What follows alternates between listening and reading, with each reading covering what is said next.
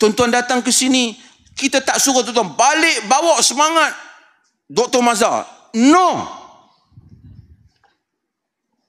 Balik bawa nama Mufti Perlis. Jangan. Balik bawa nama Dr. Rora ke, ustaz-ustaz. Jangan. Balik menjunjung Quran dan sunnah. Balik menjunjung tinggi kitab dan sunnah. Mempertahankan saya belum tentu boleh pahala. Tetapi mempertahankan kitab dan sunnah boleh pahala. Nanti dia akan kata, habis ulama tak ikut Quran dan sunnah ke?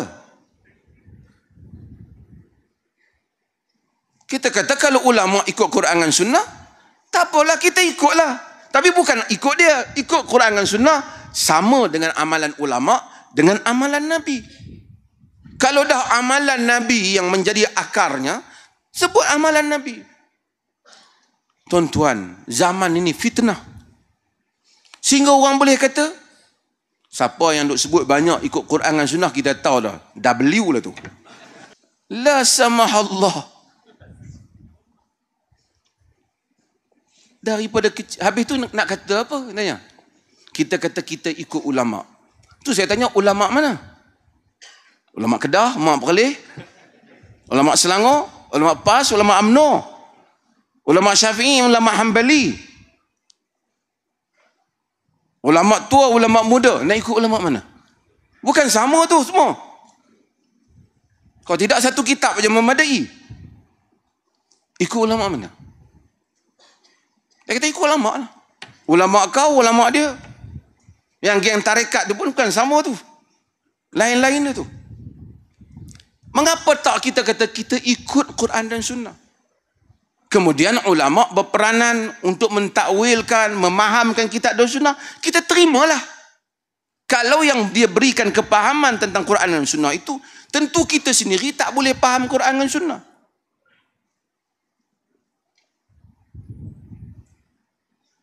Tuan-tuan, ini pelik. Kalau ada satu orang kata, kita dalam negara ni hendaklah merujuk kepada perlembagaan negara. Dia kata, oi, kau siapa? Lain kali kena sebut ni, kita kena rujuk pada lawyer. Tuan-tuan faham? Kita siapa nak baca perlembagaan? Kata, kita merujuk kepada lawyer. Kita merujuk kepada lawyer. Itu slogan dia. Orang kata, rujuk perlembagaan. No, rujuk lawyer. Nak tanya dia, lawyer kau ke lawyer aku? Tuan-tuan faham maksud saya? Bukan kita menolak lawyer. Oh, kau tak percaya lawyer, kau mengaji law.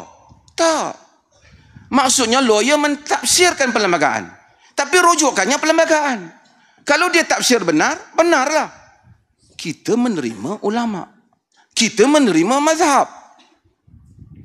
Tetapi kita kata rujukannya Quran dan sunnah. Kalau ada perbezaan di kalangan ulama, yang mana yang lebih dekat yang dapat kita faham ia kepada Quran dan sunnah, kita ikut. Kemudian ulama ni pun macam-macam. Ada ulama, dewan ulama. Ada ulama, dia yang ta'rifkan diri dia ulama. Kami para ulama. Dia kata dia ulama. Berapa banyak orang yang menyatakan kita mazhab Syafi'i tak buat. Sedangkan kita mazhab Syafi'i buat ini. Sedangkan dalam kitab Imam Syafi'i tidak buat demikian. Sehingga ada di kalangan mereka, setengahnya, kata tak boleh baca kitab Al-Terus. Dia boleh takut. Apa salahnya terimalah slogan kembali kepada Quran dan sunnah. Kemudian masalah bagaimana nak ditafsirkan, ada sebahagian ayat ada perbezaan tafsiran, ada sebahagian hadis ada, tak apa, kita terima beberapa penafsiran, tapi mesti ada tonggaknya. Tak boleh, benda ni memang tak ada dalam Quran dengan sunnah, tapi tok guru kami mimpi. Tak boleh. Kalau tok guru kau mimpi, tok guru aku pun nak mimpi juga. Kira tok guru kau dengan tok guru aku asyik tidur je lah. Tuan-tuan, ini masalah geng-geng yang pi buat rumah ibadat tanpa dapat keizinan ni. Ni geng mimpi. Saya sudah mimpi ni tempat mempasang itu satu dewa dah. Dia pasang kat tanah orang. Kita kata karut. Mana-mana agama yang tak mimpi jangan marah. Karut kita kata. Tapi dalam agama kita pun tak habis-habis dengan ini. Kadang-kadang tak dapat lagi kita faham akal kita. Tuan-tuan, anak-anak muda, adik-adik saya, sebagai mungkin peringkat anak juga, perempuan juga. Kita tidak minta pulang dengan ketaksuban kepada kita. Pulanglah dengan mencintai Allah dan Rasulnya. Kerana agama ini, tuan-tuan, kenapa tuan-tuan nak beragama? Kerana kita semua ingin menyelamatkan diri kita di hadapan Allah pada hari kiamat. Al-Quranu hujjatul lakum au hujjatun alaikum. Quran itu hujjah untuk kamu ataupun jadi hujjah ke atas kamu. Bolehkah kita berdiri depan Allah? Allah tanya, kenapa kau buat ibadat ini? Yang ni saya mimpi, ya Allah. Ini tok guru saya mimpi. Allah kata, aku tak hantar mimpi tok gurumu untuk menjadi agamaku. Aku menghantar Rasulku. Habis puak-puak ni tak percaya. Tu Nabi Yusuf mimpi, itu Rasul. Habis tu kalau ada orang mimpi, kalau dia mimpi, dia nak pilih anak dara kampung A ke kampung B, kemudian dia mimpi yang kampung A tu lebih baik, dia pakailah mimpi tu. Tapi kalau dia mimpi macam mana cara puasa yang mendapat fadilat yang besar, al-yawma akmaltu lakum dinakum. Hari ini telah kusempurnakan untuk kamu agama kamu. Pulang dengan semangat ini. Pulang dengan semangat dakwah ni. Tweet dakwah. Kempen di medsos dakwah. Kempen perkampungan sunnah. Tapi bukan kerana mufti Perlis. Kerana konten ajaran sunnah.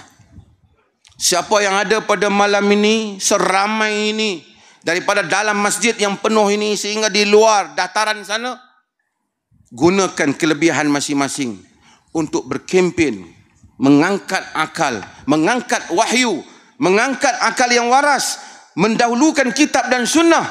Semua perkataan mufti, ulama, tok syekh yang mengaku wali, yang mengaku apa, ditimbang dengan kitab dan sunnah. Mudah-mudahan Allah bagi kebaikan untuk kita. Diberikan kelazatan ibadah.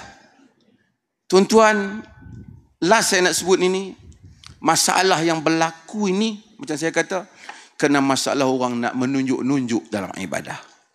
Bila dah jadi ustaz sikit, nak kena tunjuk style ustaz.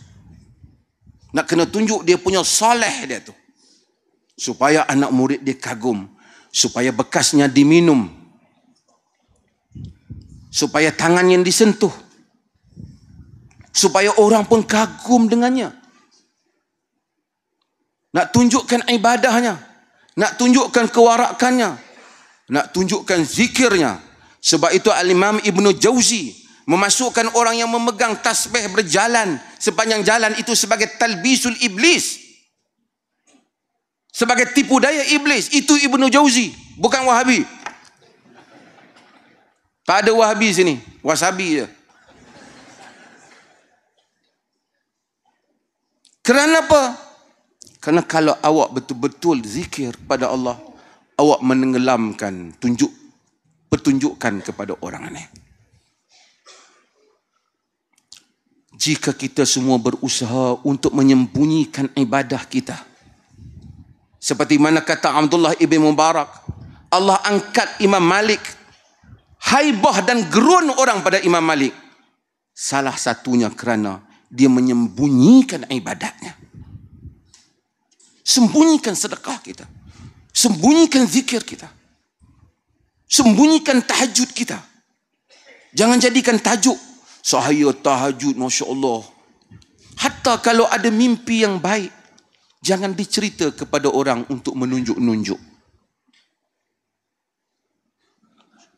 Supaya sesiapa yang menyembunyikan amalan dia yang saleh, Allah akan mencampakkan kelazatan ibadah di dalam hidupnya.